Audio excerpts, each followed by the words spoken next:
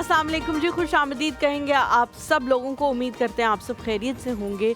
जब कोई भी चीज़ हुकूमत की जानिब से आपको बताई जाती है कि यहाँ पे ये मसला होने वाला है, ये कैटास्ट्रोफी होने वाली है, तो आपको चाहिए कि आप उस जगह से दूर हो जाएं, बजाय कि आप जाकर वहाँ पर पूरी आबादी जो है वो वहाँ पे गई हुई है वीडियोस बनाने के लिए। This is not the right way. As आप खड़े में उसके, और फिर जब आप खुदा न खास्ता कोई मसला हो जाएगा, कोई वहाँ से स्लिप हो जाएगा, तो फिर आप कहेंगे हेलीकॉप्टर नहीं आया, फलानी जगह तो हेलीकॉप्टर पहुँच जाता है। तो आप क्यों वहाँ जा रहे हैं जहाँ पे आपको ज़रूरत पड़े कि आपके लिए हेलीकॉप्टर है? हेलीकॉप्टर को उड़ाना आपके लिए वहाँ पहुँचाना आसान नहीं है, उसमें बहुत ज़्यादा चीज़ें लगती हैं, बहुत ज़्यादा वक्त लगता है। एंड आप ये माने कि आप एक डेवलपिंग कंट्री में रहते हैं, ये डेवलप्ड कंट्रीज में भी क्या हेलीकॉप्टर्स के बाजार नहीं होते, कोई वहाँ पे दुकान नहीं लगी होती हेलीकॉप्टर्स की? We need to be understandable ourselves as well. दूसरी बात, मुझे कहते हैं हुमायूं ज़ेब अब्बासी और मुझे कहते हैं हलीमा ज़ुल्फ़िकार। आपको आज सबसे पहले ये बात करूँ, इससे पहले हम टॉपिक की तरफ जाएं, ये हमने पहले भी बात की थी और मैं आज भी बात करूंगा। प्लीज़ लोगों की ज़ातियात पे बात ना किया करें, चाहे आप सियासत से आपका ताल्लुक है, चाहे आपका शोबिस से ताल्लुक है। मैंने भी यूजुअली मैं नाम लेके कहूँगा, रूबी अनम ने बुशरा अंसारी साहिबा के बारे में बहुत सी अजीब सी बात की, और इतने बुरे अंदाज से कि सामने नज़र आ रहा था कि आप जेलस हैं। इसके सामने नज़र आ रहा था कि जो कामयाबी आपको ना मिल सकी वो आपने किसी और की कामयाबी देखकर आपको चुभन हो रही है।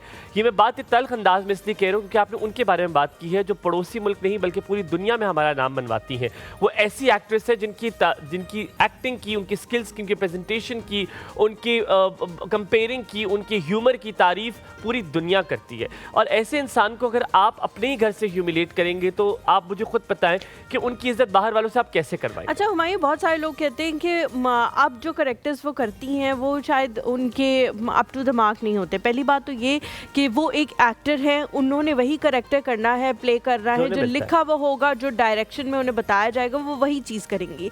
आप अच्छे कैरेक्टर्स लिखें और फिर एक्टर उस पे ना अमल दरामद करे तो आप कहेंगे जी ये एंड टुडे आई स्वेयर हम ऐसी बात नहीं करते। This is nothing for TRP, I am just doing it because ये कुछ चीजें हमें सीखनी चाहिए और जो गलत है उसको गलत को गलत कहना बहुत जरूरी है। इसमें हमारे इस तरह के जो हमारे लेजेंडरी एक्टर्स हैं उनके बारे में मैं हमेशा ये कहती हूँ कि अभी अगर आपको प्रेजेंटली उनका काम पसंद नहीं आ रहा तो आप मत करें उनके काम को पसंद, लेकिन पास्ट में वो इतना अच्छा काम कर चुके हैं, इतना अच्छा काम कर चुके हैं और कि उनकी तमाम गलतियां जो है ना या बंदा कहता है कि नॉट रॉन्ग। वो एक प्रोग्राम भी होता है, शायद आप देखते हैं, Mukarram is a very dear friend जो उसको करता है।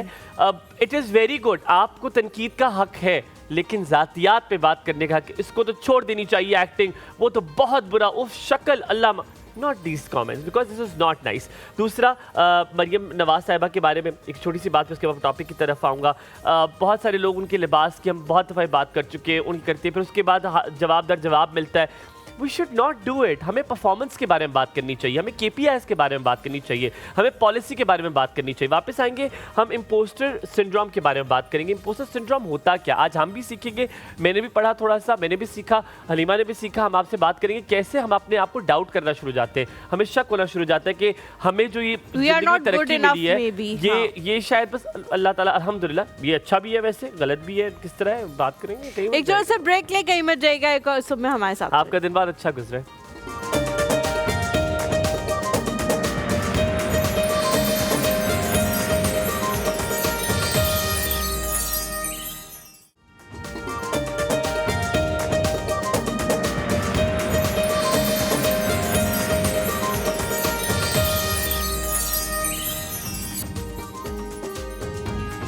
Welcome back to the show. Break पे जाने से पहले हम बात कर रहे थे कुछ इस तरह की कि आप लोगों को नेगेटिव कमेंट्स जो है वो नहीं देना चाहिए, उसे कंक्लूड कर दिया था हुमायूं ने। और अब हम बात करेंगे इम्पोस्टर सिंड्रोम की।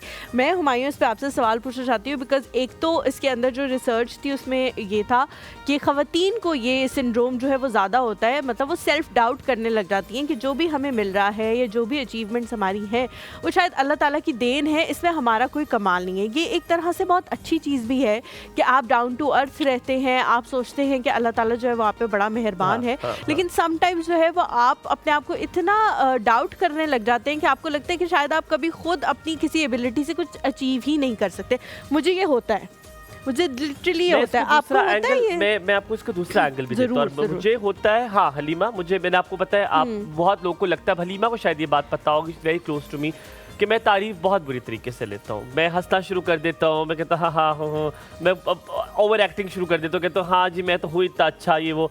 आई कांट टेक तारीफ इजीली, नॉर्मली नहीं लेते। आई कांट, एंड्स जो है वो एक्सट्रीम होते हैं, या आप कहते हो हाँ हाँ मैं तो हूँ ही तारीफ के काबिल, या बिल्कुल ही वो हो जाते हैं। तुम देख भी नोटिस करना कि आई कांट टेक तारीफ इजीली, तो मुझे ये होता है, मुझे उसको डिफेंस मैकेनिज्म है।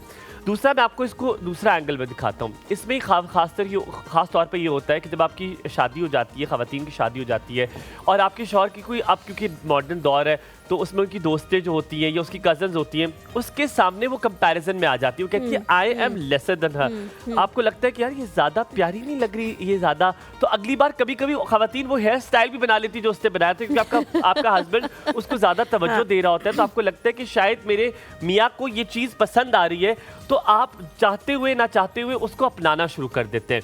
फॉर इंस्टेंस अगर आपकी उनकी बहन को भी वो अच्छी लग रही है, तो आपकी बहन ने जो लिबास का रंग पहना होगा, आप उसी शॉप से जाके वो कपड़े लेकर आएंगी, not at the same, may be the like, ताकि वो आप अच्छा लगे। सो ये इम्पोस्टर सिंड्रोम, ये मैंने बहुत ख़वातीन में देखा है कि किसी और को देखकर अपने आप को डाउट करना शुरू कर देना, चाह रही होती है वो उसी मर्द से कि अपने आप को डाउट करना शुरू कर देना। जैसे फॉर इंस्टेंस तुम किसी और एंकर को देखो और वो बहुत ज़्यादा अच्छा कर रहा हो, तो तुम अपनी एंकर क्वालिटीज को डाउट करना शुरू हो जाओ। ऐसे ही जब आप अपने शौहर किसी दोस्त से मिलती है वो, और वो देखती है कि वो बड़ी फ्रैंक है और उससे मॉडर्नाइज जो है वो कपड़े पहने हुए हैं, बड़े उससे खूबसूरत से कपड़े, आप कहते हैं कि मुझे लगता है मुझे भी थोड़ा मॉडर्नाइज कर। आपने मूवी देखी होगी, इट वाज पड़ोसी मुल्क की मूवी थी, जिसमें एक किरदार उसको देखकर वो मॉडर्न हो जाती है, ठीक है, बहुत पुरानी मूवी है जिसमें शाहरुख खान साहब होते थे, तो वो बिल्कुल चेंज होकर ना वो उस तरह हो जाती थी। अच्छा, लेकिन इसमें बहुत सारे लोग जो है वो कहते हैं गलत भी नहीं है, क्योंकि जाहिर है वो चाह रही है कि उसका मियाँ उसे पसंद करे, और उसकी मियाँ को अगर मॉडर्नाइजेशन पसंद है या कुछ इस तरह की चीज़ें पसंद है, तो लड़कियां जो है वो कोशिश करती हैं ख़वातीन के अपने आप को उस चीज़ के अंदर जो है ढाल लें और सब कुछ कर लें।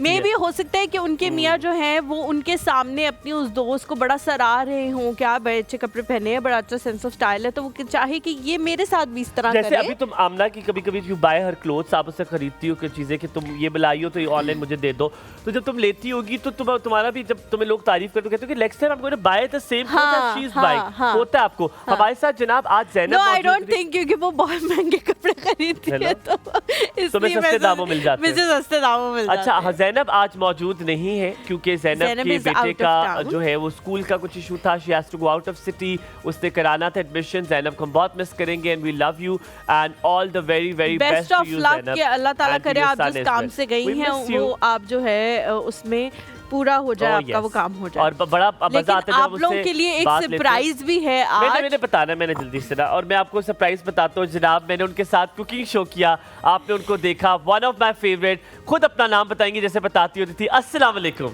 सुरखाब तारिक हियर। क्या हाल है? अल्हम्दुलिल्लाह ठीक ठाक। किधर झूमर, किधर बाल छोटे कैसे हो गए? वो थोड़ा सा काम कर चल रहा है इस पे, इंशाल्लाह आप देखेंगे नेक्स्ट। खरीदेंगी?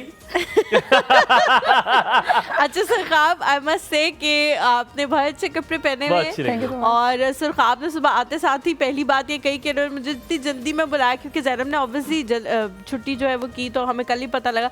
तो सुरखाब ने कहा मैं नए कपड़े नहीं खरीद सकी, लेकिन आपने बहुत अच्छे कपड़े पहने, लेकिन झूमर की कमी, टिक्के की कमी, बालों की कमी, प्यारी फुल नहीं है ना आज आपके साथ मुझे बहुत मजा आया।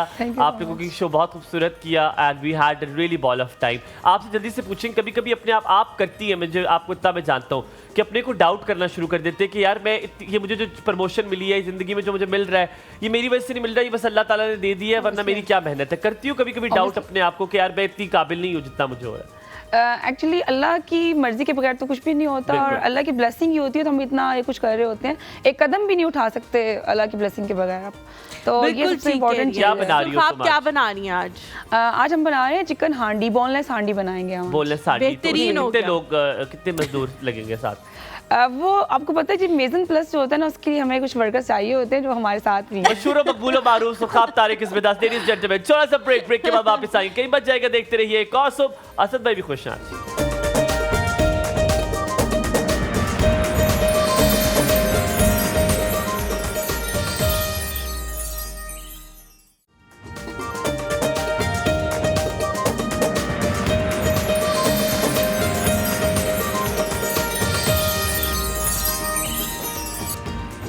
Welcome back to the show. Break पे जाने से पहले भी हमने बात की थी कि पाकिस्तान में इस वक्त फ्लड की सिचुएशन जो है वो बहुत सीरियस होती जा रही है। एक तो वैसे जो है वो बारिशें बहुत ज़्यादा हुई हैं, इस दफ़ा क्लाइमेट चेंज जो है वो खुलकर सामने आ गया है, क्लाउड बर्स्ट और इस तरह की सिचुएशंस जो है वो हम आए दिन इनके बारे में सुनते रहते हैं। और सेकेंडली जो है वो जाहिर है इंडिया ने भी फिर अपना कुछ ना कुछ पार्ट जो है वो प्ले करना होता है। उनको हमेशा एक कोशिश होती है उनकी कि वो पाकिस्तान को किसी भी तरह अगर नुकसान पहुँचा सकें तो पहुँचाएँ यहाँ पर। लेकिन एक और बात मैं जो हमेशा कहती हूँ कि ठीक है, बहुत सारे फैक्टर्स हैं जिनकी वजह से हमारे साथ बहुत बुरा हो जाता है, लेकिन एट टाइम्स हमारी अपनी गलतियों की वजह से भी हमारे साथ बुरा होता है। जो एक जगह डेडिकेटेड थी दरियाए चनाब के लिए, उसके अंदर भी हम लोगों ने जो है वो पार्टीशंस कर करके ये सोच के कि जी कभी पानी नहीं आया तो हम लोगों ने जो है वो वहाँ पे बहुत सारी चीज़ें बनाना शुरू कर दी थी। दिस इज़ द रीज़न कि 11 साल बाद जब वो जगह फिल हुई है पानी से और वो जगह जो है वहाँ पे पानी आ गया है, 11 साल के बाद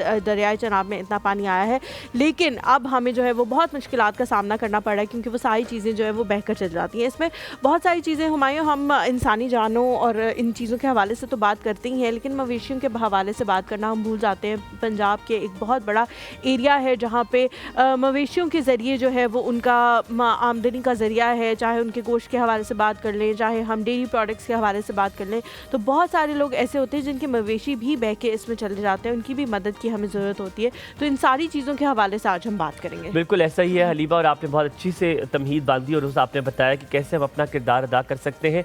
बहुत सारी ऐसी सोसाइटीज़ हैं जो इलीगल सोसाइटीज़, आपने वहाँ पर जो इंक्रोचमेंट जिसे आप कहते हैं वो इन जगहों पर है और आज उनको इसका नुकसान उठाना पड़ रहा है। आज हमारे साथ मौजूद है वो अल-खिदमत फाउंडेशन, पाकिस्तान की जो सबसे बड़ी गैर सरकारी तंजीमों में से एक है, जिसकी तारीख आज़ादी के साथ शुरू के इब्तदाई दिनों के साथ से जुड़ी हुई है और 1990 में ये रजिस्टर हुई अल-खिदमत फाउंडेशन। लेकिन इसकी तारीख जो है पाकिस्तान बनने के फ़ौरन बाद ही जो इब्तदाई दिन थे उधर से शुरू होती है। ना कि सिर्फ ये जो NGO है ये सेहत के हवाले से, यतीम बच्चों की कफ़ालत के हवाले से, साफ़ पानी के हवाले से बहुत सारा काम करती है, डिज़ास्टर मैनेजमेट के हवाले से बहुत सारे काम करती है। अल-खिदमत फाउंडेशन के तकरीबन 150 से ज़्यादा रीजनल दफातर हैं और तकरीबन 60,000 से ज़ायद लोग जो है इसके साथ मुंसलिक है, जो बगैर किसी उजरत के इनके साथ काम करते हैं। हमारे साथ आज मौजूद हैं अल-खिदमत फाउंडेशन के सदर नॉर्थ मोहम्मद रिजवान अहमद साहब आज हमारे साथ मौजूद हैं। इनसे आज बात करेंगे पाकिस्तान में जो डिजास्टर अभी हो रहा है, जो कैटास्ट्रोफी है, उसके हवाले से डिटेल बात करेंगे। अस्सलाम वालेकुम, कैसे रिजवान साहब आप?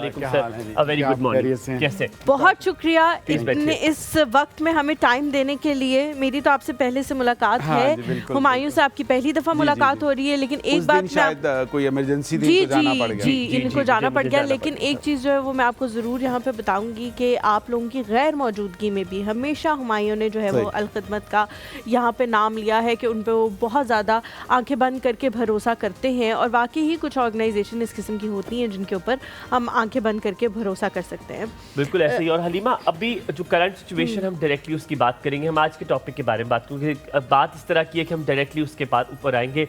रिजवान साहब, सबसे पहले बहुत शुक्रिया हलीमा ने आपका अदा किया, आपका आने का। बात करते हैं मुद्दे की।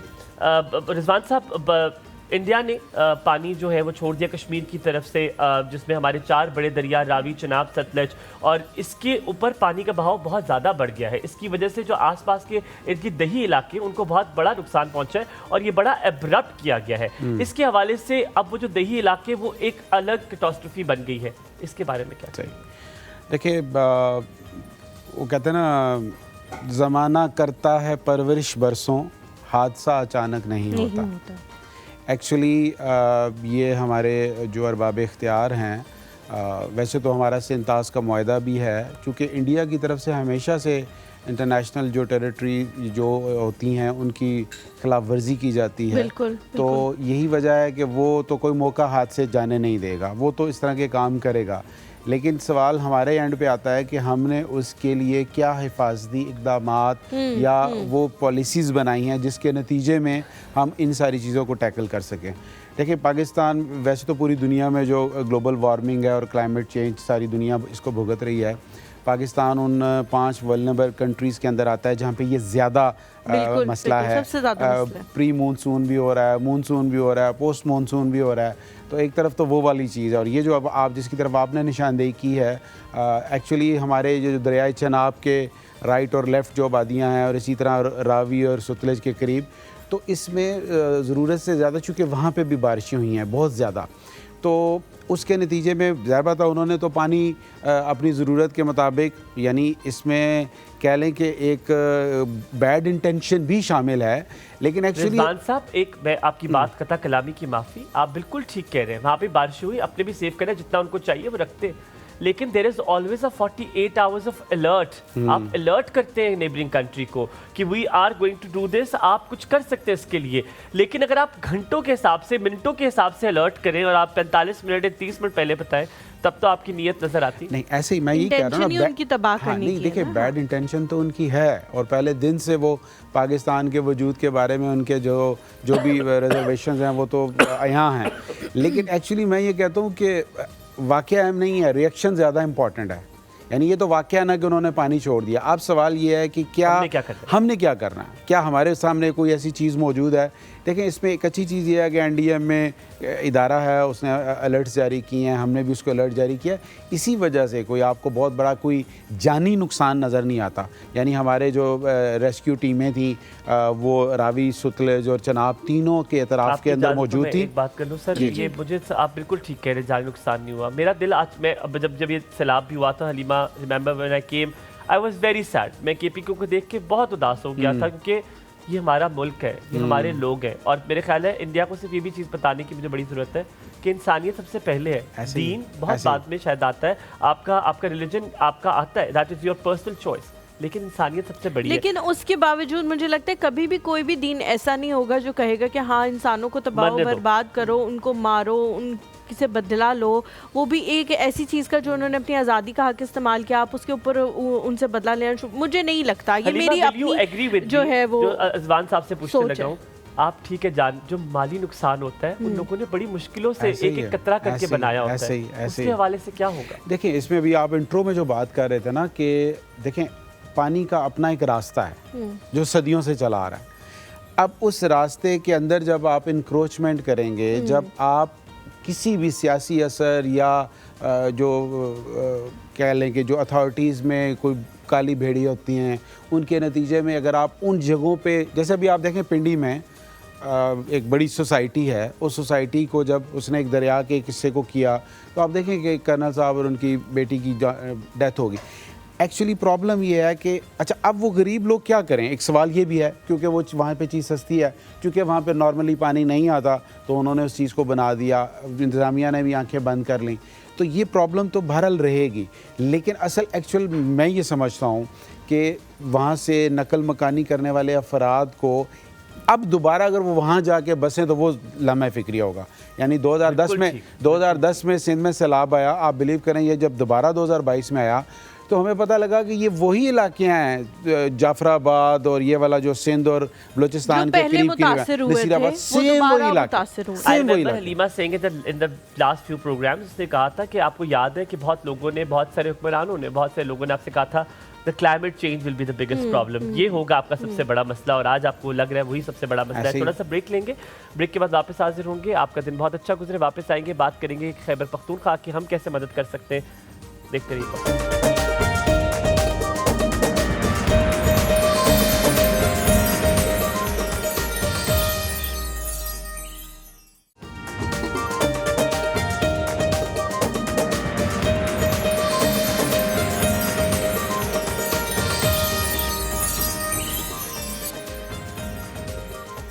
Welcome back to the show. अभी कुछ देर में इनके अकाउंट्स नंबर जो हैं वो नीचे चलना शुरू हो जाएंगे अल खिदमत के। अगर आप किसी भी किस्म की इमदाद करना चाहते हैं, this is a trusted organisation, एक ऐसी NGO है जिसके ऊपर आप आंखें बंद करके भरोसा कर सकते हैं कि शायद हम तो उन लोगों तक ना पहुंच सके जिन्हें उन पैसों की ज़रूरत है, उन चीज़ों की ज़रूरत है, लेकिन ये ऑर्गेनाइजेशन जो है वो उन तक ज़रूर पहुँचेगी और आपके पैसे का असल सही इस्तेमाल होगा। कितने पैसे दे रहे हैं आप, 100 रुपये दे रहे हैं आप, 1000 रुपये दे रहे हैं, it is the intention that counts.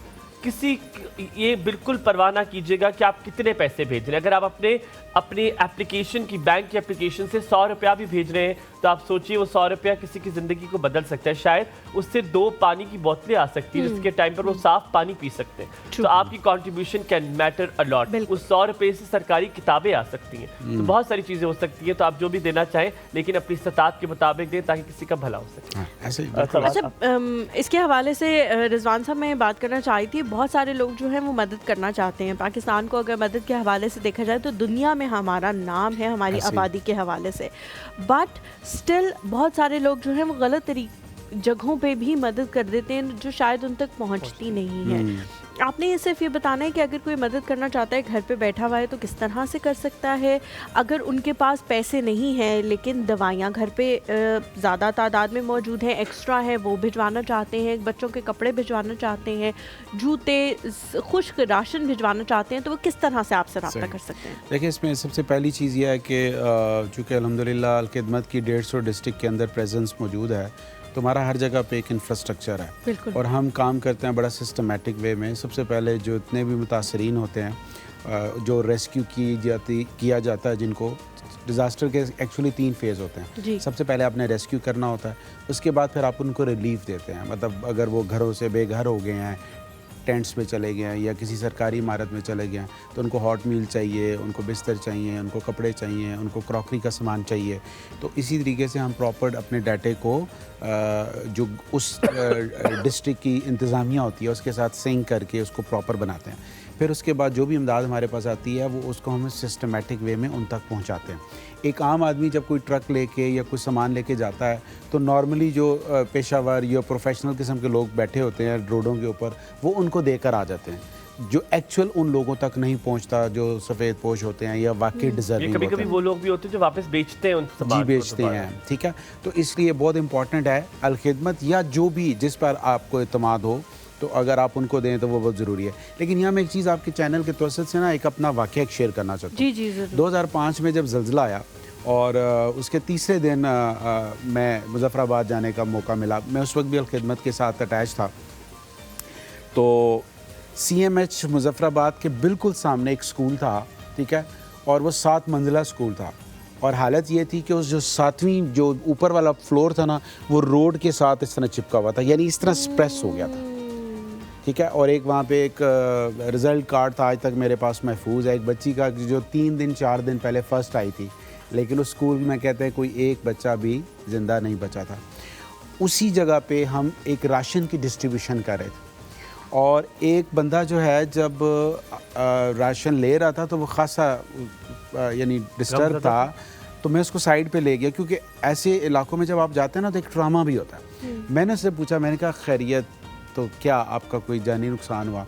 खैर उसने बताया जो भी उसके साथ हुआ, लेकिन उसने एक बात बड़ी ज़बरदस्त की। उसने कहा कि इन्हीं हाथों से आज से 4 दिन पहले मैंने खुद लाखों रुपए की ज़कात दी है और आज मैं मांगने वालों की लिस्ट में खड़ा हूँ।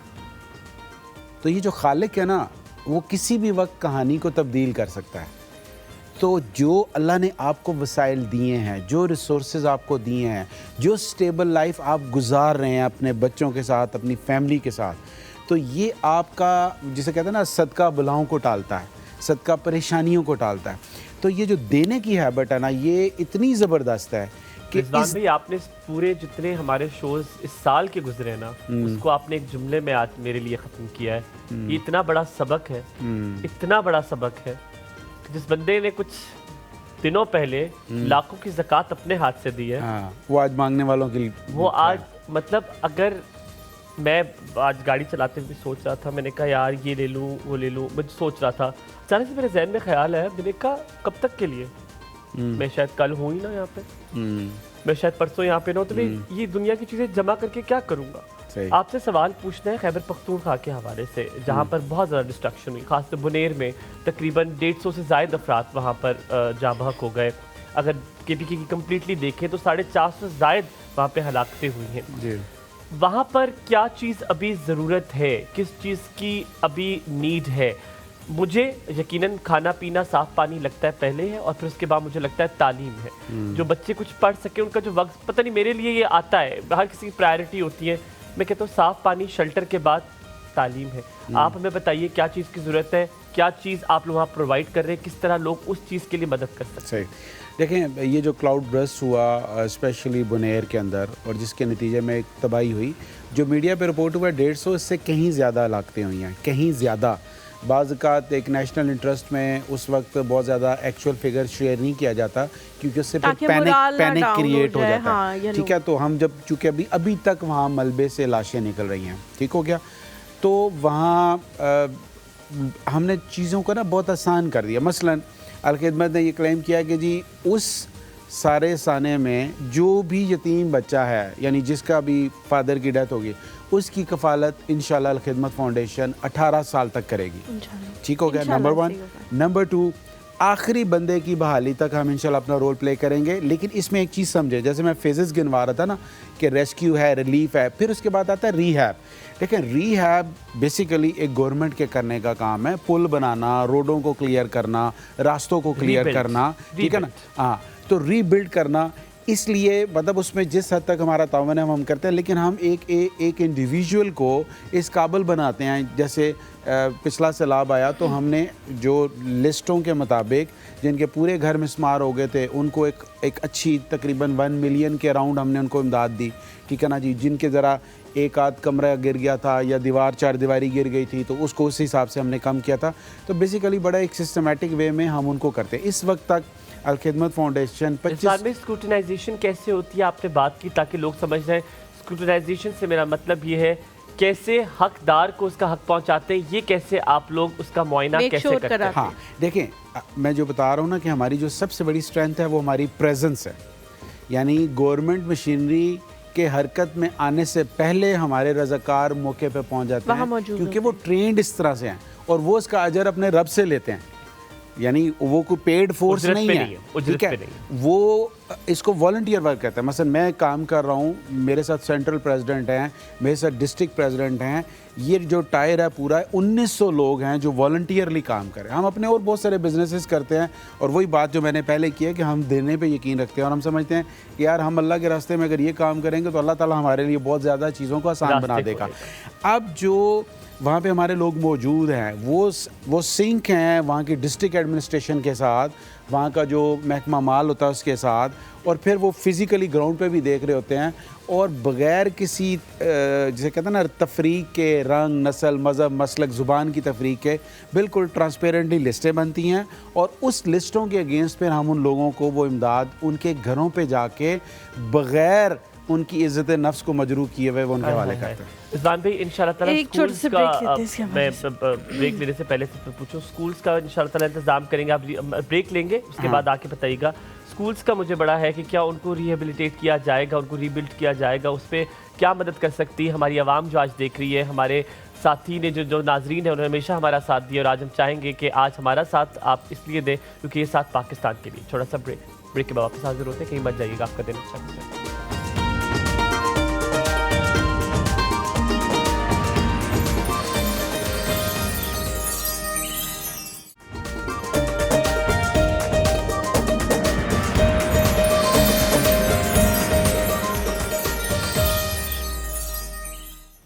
Welcome back to the show. एक बार फिर से आप लोगों को बताएं कि यहाँ पे इनके अभी हमारी स्क्रीन पे जो है वो इनके अकाउंट्स नंबर जो है वो चलना शुरू हो जाएंगे। अगर आप लोग किसी भी किस्म की इमदाद करना चाहते हैं, चाहे वो छोटी हो जिस तरह हुमायूं ने कहा, चाहे वो बड़ी हो, आप उस पर कॉल कर सकते हैं, इनसे पूछ सकते हैं। अगर आप ये चाहते हैं कि उस इमदाद की जो भी आप दे रहे हैं उसकी ट्रांसपेरेंसी आपको दिखाई जाए, तो वो अमल भी जो है वो पॉसिबल किया जा सकता है। लेकिन ये वक्त है कि आपके पास अगर कोई भी चीज़ एक्स्ट्रा मौजूद है तो वो आप पाकिस्तान के लिए जो है वो दें, और इंशाल्लाह अल्लाह ताला कहता है कि जब आप एक दफ़ा देते हैं तो मैं 10 गुना करके आपको वापस करता हूँ। तो आपको नहीं पता लगेगा कि किन ज़रियों से, लेकिन इंशाल्लाह आप लोगों के लिए बहुत बेहतरीन हो जाएगा। आप अल-खिदमत फाउंडेशन के हवाले से आप गए होंगे अभी रिसेंटली डिज़ास्टर में, तो आपकी बात हुई होगी लोगों से 1 to 1। अगर कुछ चीज़ हमारे साथ शेयर करें, क्योंकि आप तजुर्बा तभी किसी का दर्द महसूस करते हैं जब आप देखते हैं, और जब आप देखते हैं, सुनते हैं, तो फिर आप उसके शूज़ में चले जाते हैं। तो मैं चाहूँगा कुछ अगर आप अब ऐसा है शेयर करें। साथ मैंने स्कूल के हवाले से आपसे पूछा था कि उसको कैसे रिहेबिलिटेट। ये लास्ट संडे को हमने ये सोचा, हमारी नॉर्थ पंजाब की टीम ने, कि हमें वहाँ जाके फ़िज़िकली लोगों के लिए एक मेडिकल कैंप लगाना चाहिए। तो हमने 2 मेडिकल कैंप अरेंज किए, एक मैंगोरा में और एक उनका एरिया है मंगलोर में। तो वहाँ 500 प्लस हमने मरीज़ों का फ्री इलाज भी किया, उनके टेस्ट भी किए। हमारे साथ कोई 9 डॉक्टर्स की टीम थी और उसके साथ पैरामेडिक्स थे। तो अल्हम्दुलिल्लाह बहुत ज़बरदस्त कैंप रहा। वहाँ हम जब अफेक्टेड एरिया में गए तो एक बुज़ुर्ग से मिलने का इत्तेफाक हुआ। हम उनके घरों में गए, वो 7-7 5 घर थे। तो वो कहते हैं कि सुबह 8:30 बजे पानी आया है और वो जो नदी है तकरीबन 2.5 किलोमीटर स्वात के अंदर, जैसे हमारा नाला लई है ना पिंडी के अंदर, इसी तरीके से वो गुजरती है। ठीक है, तो वो जो स्वात और बुनेर के पहाड़ हैं वो आपस में मिलते हैं, एडजेसेंट हैं।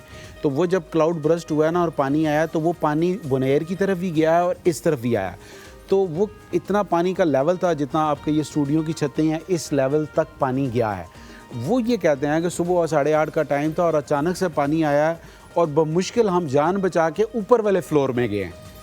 तो अब वो 5 घरों की जो 4 दीवारियाँ थी वो ख़त्म हो चुकी हैं, घर का कोई सामान सलामत नहीं बचा है, स्ट्रक्चर जो है वो, ठीक है ना जी, और दीवारें टूट गई हैं। फिर एक ने बताया कि मैंने अपनी बच्ची की शादी करनी थी, चंद महीने बाद उसकी शादी थी, तो सारा जहेज़ खरीद कर रखा हुआ था, वो उसके अंदर बह गया। तो मकसद ये है कि बहुत ज़्यादा मिजरेबल कंडीशन थी उनकी और वो हमने ज़्यादा गए हुए थे कि हम भाई आप ये चीज़ें जो बता रहे हैं, मेरे जहन में एक चीज़ आई, मैंने कहा आपसे जिक्र करूं। अगर कैश कोई नहीं दे सकता और कोई सामान दे सकता है अपने, क्योंकि मुझे अभी तक याद है जब जंगें हुआ करती थी हमारे आप सल्लल्लाहु अलैहि वसल्लम के दौर पे, तो लोग कंबल निकाल के दिए, 2 खजूरें निकाल के दिया करते थे। तो क्या अलखदमत के जितने भी 150 आपके रीजनल ऑफिसेज हैं, आपको गूगल करें ऑफिस में, तो क्या वो कोई चीज़ें अशिया दे सकते हैं? बिल्कुल दे सकते हैं, बिल्कुल दे सकते हैं। बेसिकली इसको इन काइंड बोलते हैं और इन काइंड में हम अभी कुछ बहुत सारे लोग अपनी ज़रूरत के हिसाब से, जैसे आज अभी इसी प्रोग्राम के बाद मैंने एक जगह जाना है, उन्होंने 200 फैमिलीज़ के लिए पैक्स बनाए हुए हैं और आप हैरान होंगे सुन के कि उन्होंने खाने पीने की खुश्क राशन भी रखा हुआ है, 2 मर्दों के कपड़ों के जोड़े, 2 लेडीज़ के कपड़ों के जोड़े और जो आम घर की जो किचन आइटम्स होते हैं वो तक उन्होंने डाली हुई हैं, ख़वातीन के लिए हाइजीन किट्स डाली हुई हैं और पूरा एक पैक बनाया हुआ है। तो वो ये है कि उनकी तरफ से तोहफ़ा जो है वो किसी एक फैमिली को दे दिया जाएगा जो एक पैक की सूरत में होगा। तो जब हमारे दफातर में कुछ लोग इस तरह की चीज़ें भेजते हैं, हम उनको प्रॉपर सॉर्टिंग करके, प्रॉपर पैकिंग करके उस सामान को फिर इस तरीके से तरतीब देते हैं कि हम वहाँ जाएँ। अभी 2 दिन बाद इंशाल्लाह जीबी में हमारा एक कंसाइनमेंट जारी है, जो गिज़र का इलाका है जहाँ पे ग्लेशियर फटा है, आपने देखा होगा वो वीडियो, तो वहाँ इंशाल्लाह हम लेके जा रहे हैं। तो इन काइंड में भी दी जाती हैं। बाज़ औक़ात सम टाइम जब बहुत बड़ा कोई डिज़ास्टर होता है, जैसे सैलाब आया था या ज़लज़ला आया था, तो उस वक्त तो हमने ये भी अपील की थी कि लोग अपने घरों का सामान भी दे दें।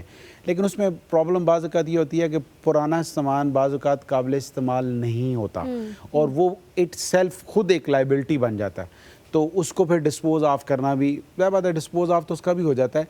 लेकिन इस वक्त हमारी यही एक है कि अगर कोई नया सामान है या कोई ज़रूरत से ज़ायद आपके पास चीज़ बची हुई है जो नई है, ताकि वो जिन इलाकों में जाए तो वो इस्तेमाल के काबिल हो, अगर वो हमारे दफातर में आ जाता है तो हम उनको प्रॉपर पैक करके तो उसको डिस्पैच कर देते हैं मुतल्लिक़। ठीक है रिजवान भाई, मैंने जो नेक्स्ट सवाल आपसे पूछना है वो टेंटों में जो लोग आके रहते हैं उनके हवाले से है। फिर कितना टाइम लगता है उनको वापस जाके अपनी ज़िंदगी को नॉर्मलाइज़ करने के लिए, और वो जो टाइम है उसके दौरान उनको बहुत सारी चीज़ों की ज़रूरत होती होगी, उनको कैसे पूरा किया जा सकता है। इवन टेंट भी अगर कोई भिजवाना चाहे तो उसके हवाले से भी आपने बताना है। एक छोटा सा ब्रेक लेते हैं, ब्रेक के बाद वापस आएंगे, आप लोग कहीं मिल जाएगा हमारे साथ।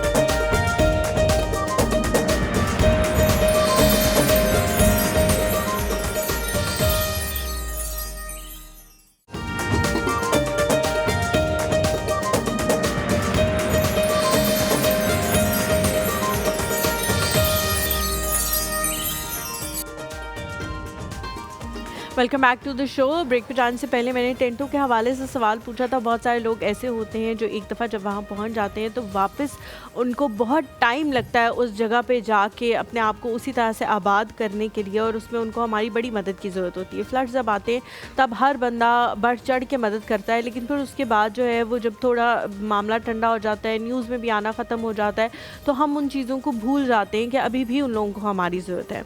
तो रिजवान भाई मुझे बताएं कि वहाँ पे जिन लोगों को हमारी ज़रूरत होगी, जब ये सेकंड फेज़ में हम जाएंगे, वो वहाँ पे टेंटों में मौजूद होंगे और उन्होंने जिस जगह पे बसना है उसको तैयार होने में अभी वक्त होगा, तो किन किन चीज़ों की ज़रूरत होगी, उस वक्त हम उनकी किस तरह मदद कर सकते हैं। क्योंकि देखिए फिर आगे आ जाएंगी सर्दियाँ, अभी जो है वो सितंबर सर पे हमारे खड़ा हुआ है और उसके बाद जो है वो ठंड तो होती है। अभी से लाहौर का टेम्परेचर जो है वो इतना गिर चुका है और ये जो इस तरह के हालात हो रहे हैं, सर्दी भी एक्सट्रीम की आएगी जब आएगी, किस किस तरह से तब हमने उनकी हेल्प करनी है उसके हवाले से बताइए।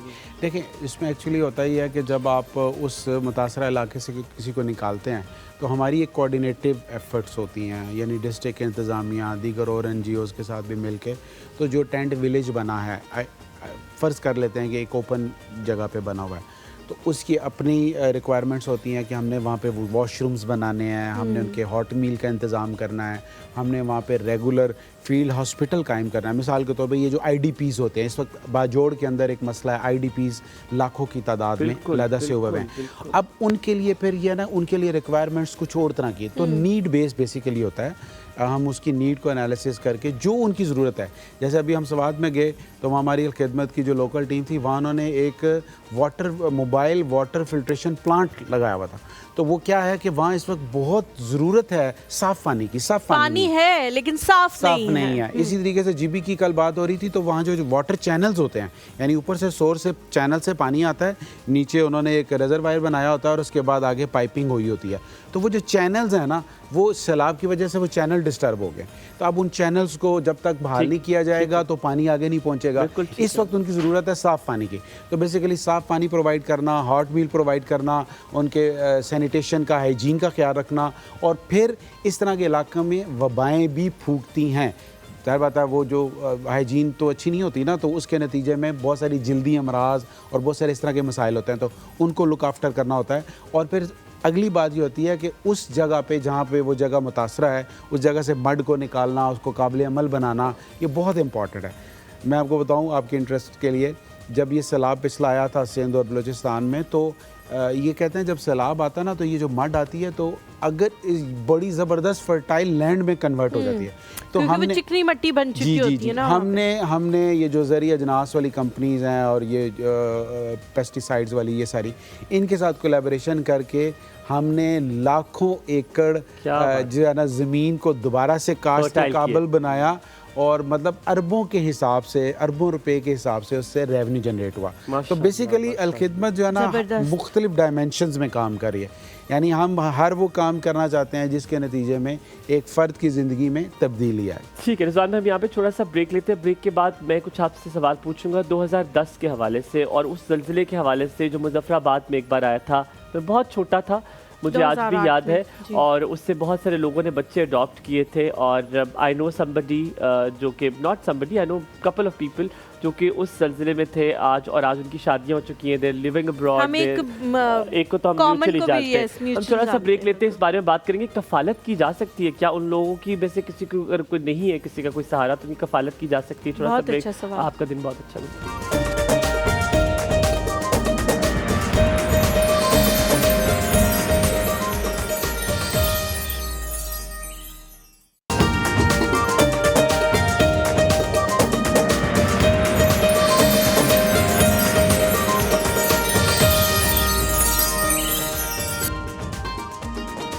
Welcome back to the show. Break विद जान से पहले हुमायूं ने बहुत अच्छा एक सवाल जो है वो पूछा था। मैं चाहती हूँ वक्त ज़ाया किए बगैर जो है वो सवाल की तरफ हम चलें। हमें मेरे हलीमा म्यूचुअल इंसान को जानते हैं, जिनको 2010 में, उससे पहले जो मुज़फ़्फ़राबाद में था, 2008 में जो ज़लज़ला आया था, जी उसका था 2005 के थे वो, 5 का ज़लज़ला, 8 अक्टूबर 2005। यस, हाँ, उसका जो कुछ लोग मुज़फ़्फ़राबाद में थे। And if I am not wrong, ये मुज़फ़्फ़राबाद वाला ज़लज़ला उससे भी पहले आया था। नहीं, ये वही नहीं, ये वही ज़लज़ला है 2005। अच्छा, तो उसमें लोगों ने बड़े लोगों की कफालत की। मुझे बताया खिदमत फाउंडेशन में ऐसा कुछ हो सकता है, किसी फैमिली को घर चाहिए, वो इधर मूव होना चाहते हैं, ये कफालत की जा सकती है, ऐसा कुछ हो सकता है? हाँ, बेसिकली हमारा एक बहुत बड़ा प्रोग्राम है, आइकॉनिक प्रोग्राम है, ऑर्फन फैमिली सपोर्ट प्रोग्राम। इसका आगाज़ ही उस ज़लज़ले के बाद हुआ। ठीक है। वो ऐसे हुआ कि हमें ये पता चला कि कोई फ़ॉरेन NGOs आ रही हैं और यहाँ से जो ऑर्फन बच्चे हैं उनको लेके जा रही हैं अब्रॉड। ठीक है। तो बेसिकली हमें ये आया कि ये चूँकि वो इंटरनेशनल NGOs हैं, तो ये बच्चे जाएंगे तो अपने मुल्क से दूर तो खैर हैं ही हैं, प्यारे तो उनके वालिदैन पेरेंट्स नहीं रहे, लेकिन वो अपने दीन से भी दूर हो जाएंगे और अपने मुल्क से भी दूर हो जाएंगे। तो हमें यहाँ पाकिस्तान में कुछ ऐसा करना चाहिए कि हम इन बच्चों को अच्छे तरीके से इनको अप ब्रिंग कर सकें, इनको यानी अपलिफ्ट कर सकें। तो उस वक्त हमने 2005 के ज़लज़ले के बाद पहला अटक के अंदर आगोश बनाया। आगोश बेसिकली जैसे जो कहते हैं माँ की आगोश, उसको वहाँ से हमने नाम लिया। तो इस वक्त अल्हम्दुलिल्लाह पूरे पाकिस्तान में 22 आगोश होम्स काम कर रहे हैं और हमारा जो OFSP प्रोग्राम है, हम कुल मिला के 28,000 वो बच्चे हैं जो माओ के पास हैं, सिंगल ऑर्फन है। सिंगल ऑर्फन मीन जिनके सिर्फ वालिद साहब नहीं है और मदर मौजूद हैं, अपने अपने इलाकों में अपने घरों में रह रही हैं और हम उनको स्टाइपेंड देते हैं उनके अकाउंट के अंदर और 18 साल तक देते हैं। जब तक वो बालिग नहीं होता हम उसको जो है ना उसकी टेक केयर करते हैं और उसके बाद भी अगर वो पढ़ना चाहे। यहाँ मैं एक स्टोरी बताऊँ, हमारा एक बच्चा था जो मुजफ्फराबाद वाले ज़लज़ले में। अच्छा, क्या रिजवान भाई होल्ड योर दिस स्टोरी, हम कॉलर लेते हैं, आपने स्टोरी में सिर्फ चारों बिल्कुल कटे ना और हम इसके बारे में सुनना चाहते हैं। हमारे साथ हमारी कराची से बहुत प्यारी सी बहन है आमना जी। अस्सलाम वालेकुम, a very good morning Amna ji, क्या हाल है आपके? वालेकुम अस्सलाम रहमतुल्लाहि बरकातुहू and a very good morning to all of you माशाल्लाह। Halima, please keep wearing dark colors. They suit you. This hairstyle suits you. Thank you so much. So Light color इतना सूट नहीं करता। और जो नई आपकी आज आई हुई है सुरखाब, बहुत सलाम। Hey सुरखाब, say hi. अस्सलाम वालेकुम, hi. And I was वालेकुम अस्सलाम and I was looking and I was saying यार ज़ैनब ने गेटअप चेंज किया है, ये बिल्कुल ट्रांसफॉर्म हो गई है ज़ैनब। फिर मुझे ध्यान देना पड़ा कि नहीं ये तो ज़ैनब नहीं है। ये मेरे साथ कुकिंग शो करती थी, अगर आपने देखा हो। आज क्या पकाऊं पता नहीं या अच्छा, मुझे पकाने का शौक बिल्कुल नहीं है, इससे मैं बहुत कम दिखती हूँ। हलीमा जुल्फ़िकार, मुझे पकाने का शौक है लेकिन कभी कभी, रोज नहीं बना सकती मैं खाना। कभी कभी नहीं, हमारे जिंदगी में और बड़े अहम काम है। हाँ भाई, खाना पकाने के लिए पैदा नहीं हुए हम। जी जी जी। और क्या, और देखो बेस्ट शेफ दुनिया में मर्द होते हैं ना, ख़वातीन का काम नहीं है ये। बिल्कुल ठीक कह रही है, बिल्कुल सही। मैं जो ये आज का टॉपिक जो आपका है, मैं इसमें थोड़ा सा अपना वो इनपुट देना चाह रही हूँ। जब मैं छोटी थी ना, तब हम खबरों में आता था कि सैलाब आए हैं और गांव में मतलब दही इलाके जो थे वो मुतासिर हुआ करते थे। अब जब हम इस स्टेज पर आ गए, अब अर्बन फ्लडिंग शुरू हो चुकी है, शहरी इलाके में। मेरी एक छोटा सा जो मेरा अपने एक राय है, देखो एक घर आमना जी सॉरी आपकी बात कट रही है कि अर्बन फ्लडिंग इसलिए हो रही है क्योंकि जो दही इलाके थे अब वो अर्बन है, इसलिए। हाँ ठीक है, वो जो भी है उसकी भी बहुत सी वजूहात है, आप बिल्कुल सही कह रहे हो। देखो एक घर में ना बहुत सारे जवान औलाद मौजूद हो और सब केपेबल हो और काम सिर्फ माँ कर रही हो ना उसमें, तो इट इज नॉट राइट। सब बच्चों को अपना अपना हिस्सा डालना पड़ता है। बचपन से सुन रहे हैं कि हमें डैम बनाने हैं, हमें डैम बनाने हैं। हर कोई हुकूमत को, फिर हुकूमत जो है दुनिया को क्यों देख रही है, सारे सूबे अपने अपने सूबों की जिम्मेदारी क्यों नहीं ले लेते, छोटे छोटे डैम बनाना शुरू करें। और जैसे अभी अल खिदमत वाले हमारे भाई साहब आए हुए हैं, आप यकीन मानो अगर सिर्फ एक आवाज़ लगाए ना कि अवाम मिलके हम इकट्ठे हमें पैसा दो, और कोई बड़ी ऑर्गेनाइजेशन इनकी NGO है कोई कि हम जिम्मेदारी लेते हैं कि फलाए इलाके में हम छोटे छोटे डैमों से शुरू करते हैं, हमें नहीं चाहिए मेगा डैम, हमें छोटे छोटे डैम बना लेते हैं। मुझे कोई शक नहीं है कि पाकिस्तान जो दुनिया में फिलैंथ्रोपी पे नंबर 1 है, कैसे नहीं आगे बढ़ेंगे और खुद पूल करना शुरू कर देंगे। कहाँ से आप आर्किटेक्ट आ जाएंगे, कहाँ से फलां आ जाएंगे, ठीक है जी हम खुद अपने मुल्क के लिए छोटे छोटे डैम बनाते हैं।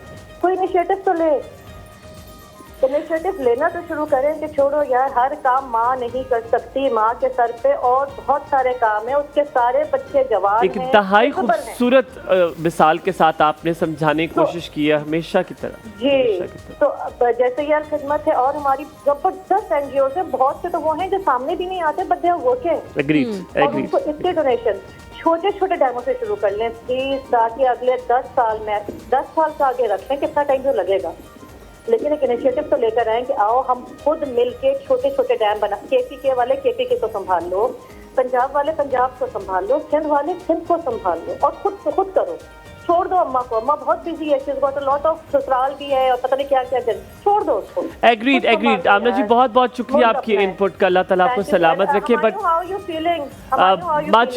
मच बेटर पर मैंने आज पहले स्लिपर्स पहने हुए थे, बट इंशाअल्लाह इट विल रिकवर सून। बहुत शुक्रिया पूछने के लिए, खुदा सलामत रखे। Thank you so much. अल्लाह हाफिज़। रिजवान साहब वहीं से शुरू करें, आप वाकया बताने लगे थे उस बच्चे का। हम एक हमाद खलील नाम का बच्चा था और उसके पेरेंट्स, उसका घर गिर गया, फिर उसके पेरेंट्स की डेथ हो गई और ये इस ज़लज़ले के दौरान की बात कर रहा हूँ। तो वो हमारे आगोश अटक के अंदर आ गया। आगोश अटक के अंदर सेटअप हमारा ये होता है कि आगोश में उनकी रिहाइश होती है और हम अच्छे इदारों में इसकी स्कूलिंग करवाते हैं। तो वो हमने इसकी स्कूलिंग करवाना स्टार्ट कर दी। बच्चा बहुत अच्छा था, बहुत फोकस था अपनी पढ़ाई के हवाले से, बहुत अच्छे नंबर उसने मैट्रिक में लिए। फिर उसने एफएससी प्री मेडिकल में बहुत अच्छे नंबर लिए। फिर हमारे साथ एक कोलेशन है पेशावर मेडिकल कॉलेज की, वहाँ पे हमने उसका एडमिशन करवा दिया, उसको स्कॉलरशिप मिल गया। आप बिलीव करेंगे कि गोल्ड मेडलिस्ट वो वहाँ से बन के निकला और इस वक्त माशाल्लाह बहुत अच्छा वो कर रहा है। तो इस तरह की बेशुमार सक्सेस स्टोरीज़ हैं जो हमने उनको किया। और इस वक्त 3000 से ज़्यादा वो बच्चे हैं जो हमारे आगोश होम्स में इस वक्त रहाइश पजीर हैं, जो 22 आगोश होम्स हैं। और मैं आपको ये दावत देता हूँ कि आप चलें हमारे साथ। आप बिलीव कर लें कि जब आप वहाँ का मेन्यू कार्ड पढ़ेंगे ना, तो मैं ये दावा कह सकता हूँ कि हम में से किसी के घर में इतना अच्छा खाना नहीं बनता जितना वहाँ बनता है। मैंने एक आगोश आपका होम जो है वो विजिट किया हुआ है, जो मरी के रास्ते में हाँ, आता आगोश है। कॉलेज। जी हाँ। आगोश कॉलेज, और वहाँ पे उसके साथ जो भी उनका की फैसिलिटी है रिहाइश की वो भी मौजूद है, तो मैंने देखी। तो आपने आई विटनेस की हुई है। जी, इकरार की कॉल लेने से पहले मैं आपको सिर्फ एक चीज़ बताऊं। आज आमना ने भी कहा, हलीमा आपको, मैं अक्सर ये बात करते हैं कि हमें इंडिविजुअलिस्टिक अप्रोच को अपनाना है। जंगल का भी असूल होता है, उसका जो बादशाह होता है ना शेर, वो तब शिकार नहीं करता जब उसका पेट भर जाता है। जब उसका पेट भरा होता है वो भी शिकार नहीं करता। लेकिन उसके इर्द गिर्द जो लोग होते हैं, जब तेज़ हवाएं चलती हैं तो कोयल जब अब देखती है कि दरख्त के ऊपर हवा तेज़ चल रही है, टहनियाँ हिल रही हैं, तो कोयल अपने बच्चों से पहले कौवे के बच्चों को बचाती है कि उसके बच्चे कहीं नीचे ना गिर जाए। इतनी इंसानियत, इतनी दर्द दिल तो शायद परिंदों में और जानवरों में भी एक दूसरे के लिए होता है। तो हमारे अंदर नहीं होगा तो फिर हम अशरफुल मखलूकात कैसे कहलाएंगे। इकरार साहब अस्सलाम वालेकुम, वेरी गुड मॉर्निंग। अस्सलाम वालेकुम। हमारे साथ इकरार साहब मौजूद हैं। अस्सलाम वालेकुम। अस्सलाम वालेकुम। वालेकुम अस्सलाम। भाई क्या हाल है आपके? कैसे हैं आप? ठीक हैं? बिल्कुल ठीक ठाक है। Very good morning to you. जी वेरी गुड मॉर्निंग। चला, सबसे पहले तो ये जो आज मैडम हलीमा ने ड्रेस पहना हुआ है, ये डीजारा से पहना हुआ है, डीजारा से लिया हुआ है। डीजारा से लिया हुआ है? डीजारा जो है नहीं वहाँ से नहीं लिया। वाह वाह वाह, मुझे लगता है भाभी के लिए तो दबादंग शॉपिंग होती है। मेरी मिसेज ने भी ड्रेस लिया हुआ, लेकिन वो हमने डीजारा से लिया हुआ। नहीं मैंने वहाँ से नहीं लिया, लेकिन थैंक यू सो मच, बहुत आपका शुक्रिया, बहुत शुक्रिया ब्रांडिंग करने के लिए डीजारा की, बहुत शुक्रिया। अच्छा सर, हमारे इलाके में नारोवाल और ये सफरवाल में इतना ज्यादा सैलाब आया हुआ है ना, हमारी सारी फसलें खराब हो गई है। तो हम कह रहे हैं कि जो आपको देख रहे हैं, सुन रहे हैं, वो हमारे लिए सिर्फ बल्कि पूरे पाकिस्तान के लिए जहाँ जहाँ नुकसान हुआ है उन सब के लिए दुआ कर दें, ताकि अल्लाह पाक जो है ना इस नुकसान, ये तो अल्लाह ताला की तरफ से ये सारा कुछ होता है, लेकिन जो हमारी हुकूमत है, ठीक है, उनसे हमारी गुजारिश है कि काइंडली जिनका नुकसान हुआ है वो उधर विजिट करें उस एरिया को, और काइंडली कोई उनकी जो है ना इमदाद करें, क्योंकि बहुत हमारा तो चलो गुजारा हो रहा है, लेकिन हमसे भी जो नीचे लोग हैं ना वो बहुत मुश्किल में आए, उनके घर जो कच्चे थे ना वो गिर गए हुए हैं। मैंने आज ही खबरों में पढ़ा था मरियम नवाज साहिबा इज बैक फ्रॉम जापान, और आज वो शहबाज शरीफ पंजाब के बहुत सारे मुख्तलिफ इलाकों का दौरा करेंगे। जी आज सुबह ही वो निकली। अभी हम न्यूज चेक कर रहे थे, वो उधर दौरे पे भी गए हुए हैं। नहीं, वापस आ गए। She is back. बहुत शुक्रिया कॉल करने के। इकरार भाई, अल्लाह ताला आपको सलामत रखे। और इसी दुआ के साथ एक ब्रेक लेंगे कि हमेशा दुआ के सबसे पहले दरूद शरीफ पढ़ते तो अल्लाहुम्मा सल्ली अला मुहम्मदिन व अला आलि मुहम्मदिन व बारिक वसल्लम।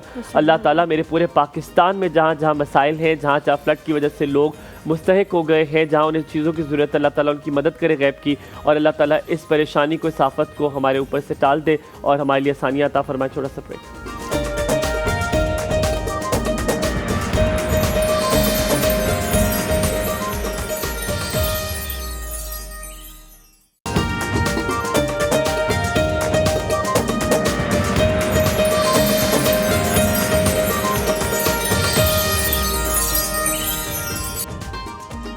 खुशामदीद कहेंगे एक बार फिर आपको एक और सुबह। अकाउंट नंबर्स जो हैं वो आपकी टेलीविज़न स्क्रीन पर चल रहे हैं। आप उससे खिदमत फाउंडेशन के साथ ताउन कर सकते हैं। आप अगर यकीनन बहुत दूर इलाके हैं, आप खुद नहीं जा सकते मसरूफियत के तौर पे, लेकिन इन काइंड भी आप चीज़ें दे सकते हैं। लेकिन जैसे कि पहले उन्होंने कहा कि चीज़ें नहीं हों, क्योंकि आप किसी को इस्तेमाल करने के लिए वो चीज़ देते हैं जो आप अपने लिए पसंद करते हैं। ये तो हमारे दीन में भी कहा जाता है। और अगर आप छोटी से छोटी भी डोनेशन देना चाहें, बड़ी से बड़ी भी, आप ये याद रखिए किसी का घर दोबारा उस पर उजाला आ सकता है, किसी घर में रोशनी आ सकती है, किसी घर में साफ़ पानी आ सकता है, वो अच्छा खाना खा सकते हैं। कम से कम अब तो वो टाइम आ गया है कि वो खाना खा सकते हैं, क्योंकि उनके पास खाने की कोई अशिया मौजूद नहीं है। हमारे साथ नादिया मौजूद है, जल्दी से उनकी कॉल लेंगे, फिर जल्दी से भाई के पास जाएंगे। And then we have to go to kitchen. अस्सलाम वालेकुम नादिया, क्या हाल है? Good morning. वालेकुम सलाम, अल्लाह का शुक्र। Good morning to you. आप सुनाए ठीक है? खाना पे आप सब? जी बिल्कुल ठीक, अल्हम्दुलिल्लाह, थैंक यू फॉर आस्किंग। अल्लाह ताला ठीक रखे। आप उस दिन बता रही हैं कि पानी का तो सियालकोट का तो पूछा है नहीं है। सियालकोट में बड़ी जरूरत है पैसों की। नादिया, तुम्हारे पास तो अल्हम्दुलिल्लाह बहुत पैसा है, तो तुम वहाँ पे दो ना डोनेशन सियालकोट में। अल्लाह का शुक्र है। वो ना वाली भाई मुस्कान आपी विश करना था, आशा की सालगिरह थी। किसकी सालगिरह थी? आशा भतीजी की। भतीजी की सालगिरह आयशा की। आशा की। हम हैप्पी बर्थडे, सालगिरह बहुत मुबारक हो टू आयशा, अल्लाह ताला उसको सेहत और तंदुरुस्ती वाली। लेकिन अभी मैं तुमसे एक बड़ी संजीदा बात कर रहा हूँ। जो चीज़ें मैं तुमसे मांग करता था कि तुम्हारे पास जितनी भी तौफीक है, ये जो सैलाब ज़दगान है इनको ज़रूर दो, क्योंकि बिल्कुल वो कभी कभी उम्मीद टूट जाती है आपकी, और उम्मीद टूटने का जितना दुख होता है ना, शायद वही इंसान जा बता सकता है जो किसी ने किस चीज़ पे उम्मीद लगाई हो। जरूर की मदद कोई मेडिसिन का पता है ना, वो भी बड़ी बात है। बिल्कुल ठीक है, दुरुस्त कह रही हो, दुरुस्त। बहुत शुक्रिया नादिया कॉल करने के लिए, अल्लाह सलामत रखे। अपना भी ख्याल रखना, बहुत ज़्यादा। सिमाब की कॉल लेते हैं फिर मैं आपकी तरफ। अस्सलाम वालेकुम सिमाब बाजी, क्या हाल चाल है? वालेकुम अस्सलाम, आप कैसे हैं प्यारे लोगों? अल्हम्दुलिल्लाह बिल्कुल ठीक। अच्छा, आज का प्रोग्राम में मेरी तबीयत भी नासाज थी, लेकिन मैं चाह रही थी कि मैं बात करूं। जी जी। प्यारे लोग, प्यारी सोच, प्यारी बात। तो आज का प्रोग्राम बहुत ज़रूरी था। जो सैलाब ज़दगान हैं उनकी आपके थ्रू जो भी लोग मदद करेंगे तो उसमें आपको भी अजर व सवाब जाएगा। आमीन आमीन आमीन। अल्लाह ताला हमारे वसीले से किसी एक की ज़िंदगी में भी फ़र्क पड़ जाएगा, तो शायद हमें लगेगा कि हमने जो काम अल्लाह ताला ने हमें बोलने की सलाहियत दी है, अल्लाह ताला ने जो हमारे पर ये करम किया, तो शायद उसका हम उजाला कर सकें, शायद उसको हम रिटर्न बैक कम्युनिटी को कर सकें।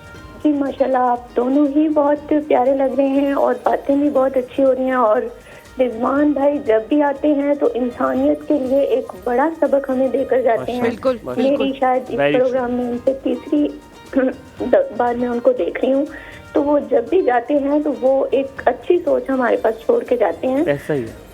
हालांकि उनकी अभी जो काम वो कर रहे हैं, आज भी उनका बहुत कीमती वक्त है जो उन्होंने यहाँ दिया है। बिल्कुल ठीक लेकिन है, ये भी बिल्कुल ठीक है। बहुत जरूरी था कि लोग किसी ऐसे शख्स को देखें जो कि अमलन इस काम में मौजूद हैं और वो अपनी जो है। सिमाब जी, I will just quickly want you to recognize फुरखाब आज हमारे साथ मौजूद है, आप उनको भी सलाम कर सकती हैं। जैनब आज अपनी किसी मसरूफियत की वजह से मौजूद नहीं है, पर आप सुरखाब को भी सलाम कर सकती हैं। मैं देखती हूँ कि सुरखाब का अक्सर जिक्र, सुरखाब मैं आपको बताना चाहूँगी कि हुमायूं जो है वो अक्सर आपका ऑन एयर जिक्र करते हैं कि मैं सुरखाब के साथ, और मैंने भी आपके क्लिप्स मतलब कुछ देखे हैं उस प्रोग्राम के। तो मैं वैसे तो आपको जानती हूँ, लेकिन बहुत अच्छा लगा आज के प्रोग्राम में आज आप आई। तो थैंक यू सो मच। बहुत शुक्रिया, बहुत शुक्रिया शर्मारी आगे से।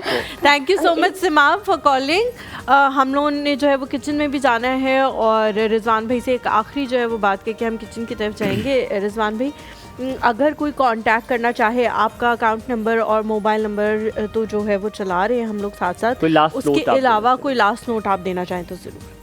बस ये बात मैं हमेशा ये कहता हूँ कि अपने लिए तो सारे ही जीते हैं, अपनी फैमिली के लिए तो हर बंदा ही काम करता है।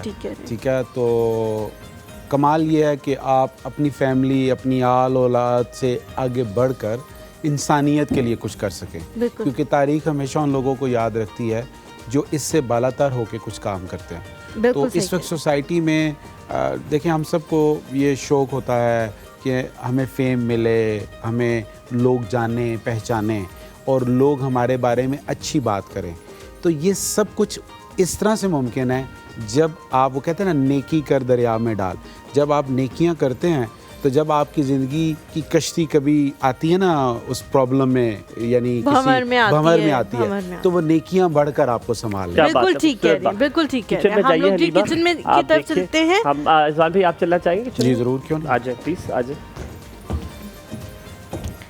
अस्सलाम वालेकुम। आइए सर, चलें जी। ये हमने चिकन बोनलेस हांडी बनाई है और देखने में बेहद खूबसूरत लग रही है। ये तो खा के बताएंगे जी जी। लेकिन है बहुत खूबसूरत। Thank you. अस्सलाम वालेकुम, गुड मॉर्निंग। जी जी बिल्कुल। क्या हाल है आपके? अल्हम्दुलिल्लाह ठीक ठाक। आप ठीक हो? आपने इसमें क्या पाया है? बिस्मिल्लाह दी बरकत नाल। बिस्मिल्लाह दी बरकत नाल। सबसे पहले कि थैंक यू सो मच, आपने मुझे इनवाइट किया, आपने मुझे याद भी रखा। तो हम बताएंगे अपने चिकन बोनलेस हांडी की रेसिपी। ये सबसे आसान रेसिपी होती है। जब हमें चटपट और मज़ेदार खाना बनाना होता है ना, तो हम चिकन बोनलेस ले लेते हैं। तो चिकन बोनलेस लेने के साथ हमने ले लिए हैं टमाटो का हमने पेस्ट बना लिया था, नहीं कि टमाटरों का हमने पेस्ट बना लिया था। और वैसे तो हांडी के अंदर ना प्याज वगैरह मैं अक्सर नहीं डालती हूँ, लेकिन चूँकि ग्रेवी चाहिए थी ज़्यादा, तो मैंने इसमें ना आज चॉप प्याज को भी ऐड किया है। पहले मैंने प्याज ले लिया, उसको चॉप करके ऑयल के अंदर उसको सॉटे कर लिया, यानी कि मैंने हल्का गोल्डन कर लिया उसको। ज़्यादा डार्क कलर नहीं करना, क्योंकि हमने जो हांडी का कलर है ना, वो बहुत मैटर करता है कि आपकी हांडी का कलर कैसा है। तो उसके अंदर फिर मैंने इसको भून लिया है चिकन को, और साथ मैंने स्पाइसेस ऐड कर दी। स्पाइसेस जो मैंने ऐड किए हैं वो है लाल मिर्च और देगी लाल मिर्च का मैंने इसके अंदर इस्तेमाल किया है, क्योंकि मुझे कलर अच्छा सा चाहिए था और जायका भी उसका बहुत शार्प नहीं होता, तेज़ नहीं होता, तो वो हम ज़्यादा इसमें ऐड कर सकते हैं। साथ मैंने काली मिर्च ऐड की है, नमक ऐड किया है, सूखा धनिया ऐड किया है और थोड़ा सा गरम मसाला सिर्फ ऊपर गार्निशिंग के लिए ऐड किया है। फिर मैंने चिकन को भूनने के बाद उसके अंदर टमाटो पेस्ट ऐड किया। जब तक टमाटरों का पेस्ट ड्राई नहीं हो गया, मैंने उसके ऊपर ढक्कन नहीं दिया, क्योंकि चिकन के ऊपर बोन्स नहीं होते, और बोन्स अगर हों तो फिर ये होता है कि चिकन जल्दी गलता नहीं है, तो हम ढक्कन दे दें। लेकिन टमाटो पेस्ट थोड़ा ज़्यादा था, उसको गलने के लिए मैंने ढक्कन हटा के कर दिया पूरा। जब उसका बिल्कुल ग्रेवी ड्राई होगी, फिर मैंने उसके अंदर ऑयल ऐड किया, और ऑयल ऐड करने के साथ उसको भूना है मैंने। भूनने के बाद जब ऑयल वापस बाहर निकल आया, तो मैंने उसके अंदर योगर्ट ऐड किया, यानी कि दही को भूनने के बाद मैंने लास्ट में उसके अंदर थोड़ी सी क्रीम ऐड की है, उसके फ्लेवर को रिच करने के लिए भी, इन्हेंस करने के लिए भी। और क्योंकि जो योगर्ट होता है और साथ यानी कि दही और टमाटर जो है दोनों खट्टे होते हैं ना, तो उनको बैलेंस करने के लिए क्रीम बहुत अच्छा फैक्टर होता है। क्या बात है, लड़की ने सीख ली है, लड़की बहुत अच्छी होगी माशाल्लाह। मैं कहता हूँ वेल डन, सब आप शाबाश शाबाश। एक चीज़ मैं और ऐड करना चाहूँगी, क्योंकि हमने इसमें कुछ ग्रीन चिलीज ऐड करते हैं, ब्यूटी के लिए भी होती है और मज़े की भी बहुत होती है, तो मैंने उसके अंदर अनारदाने का पेस्ट बनाकर ऐड किया है। खवातीन ब्यूटी के लिए मिर्चों की जगह क्या करती है फेस पे? हाँ। आप उसके लिपस्टिक, आईलाइनर क्या होती है ब्यूटी के लिए? क्या चीज़ है? ये तो नेचुरल होता है, नेचुरल होता है। मैं बड़ी मजे की पॉडकास्ट देख रहा था, उसमें एक खातून अदाकारा थी, उनसे किसी ने कहा कि अगर आपको 5 मिनट में कहीं जाना हो तो आपका जल्दी से पिकअप क्या होगा? मेकअप पे क्या पे? कहती मैं जाऊंगी ही नहीं, 5 मिनट कौन तैयार हो सकता है?